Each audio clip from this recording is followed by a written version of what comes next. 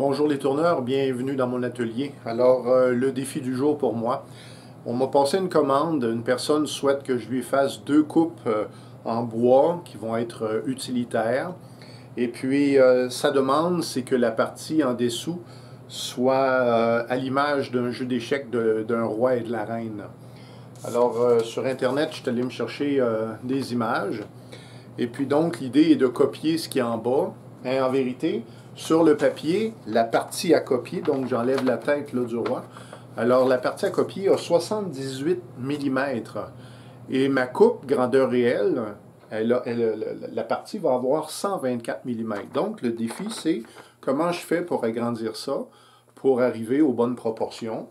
Alors, après quelques recherches sur Internet, je suis arrivé à cet outil qui s'appelle le diviseur proportionnel. On pourrait aussi l'appliquer, le multiplicateur proportionnel. Alors, ce que ça fait, je vous présente l'outil premièrement. Donc, ce sont deux pièces de bois maison. Le bois n'a pas d'importance.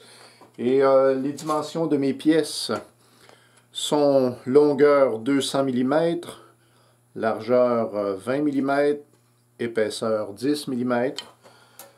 Au centre, j'ai fait mon premier trou, donc une mèche un quart, désolé pour le métrique, je ne connais pas. Donc un quart, et puis ensuite de ça, tous les centimètres, un autre trou.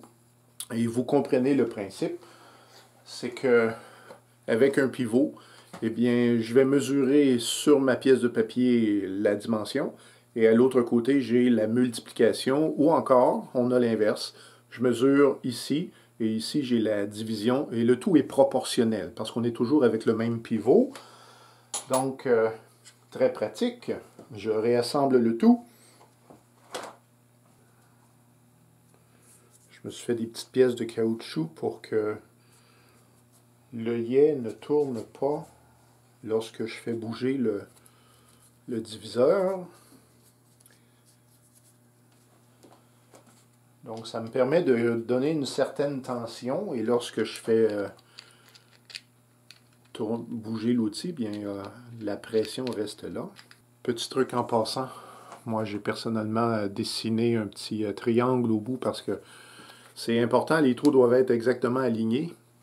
Oh, puis en passant au bout, ben, j'ai placé des clous de finition. On va autour et je vous montre le résultat. Donc, en temps et lieu, je vais travailler avec ça pour mes futures vidéos. Le cas échéant, je vais travailler avec l'outil pour mes besoins. Donc, en ce qui concerne mon projet, je suis placé au 5e trou.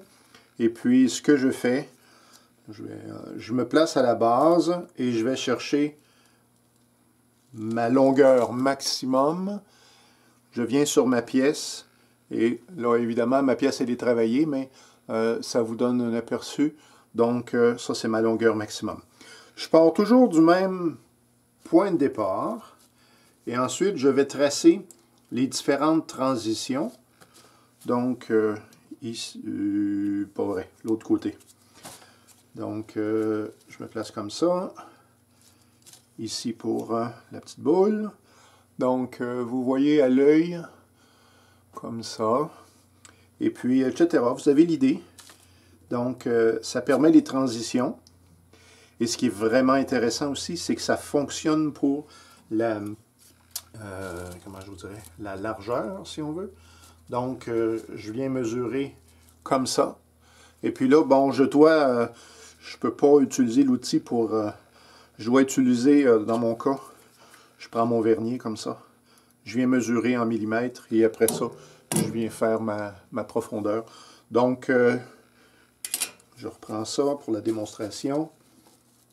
Ça, c'est mon épaisseur. Je viens mesurer correctement. Et ensuite de ça, c'est l'épaisseur que j'ai ici. Alors, ça permet d'agrandir ou de réduire des modèles. Et ça prend quelques minutes de votre temps. C'est un outil vraiment, vraiment intéressant. Si ma vidéo vous a été utile, s'il vous plaît, faites-moi signe, j'apprécie toujours et on se revoit bientôt.